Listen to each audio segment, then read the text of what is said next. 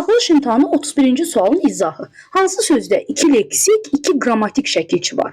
Vətənpərvərlikdir sözünün kökü vətən, pərvər leksik, lik leksikdir isə qrammatik. Burada 2 leksik olsa da bir qrammatik şəkilçi işlənmişdir. Qurulmuşdur. Qurulmuşdur. Bir variantında isə deməli 2 qrammatik şəkilçi var, amma bir leksik şəkilçi işlənmişdir. Yaraqlanmaq.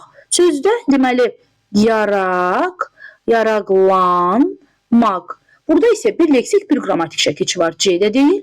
Qurudakılardan sözü qurudakılardan.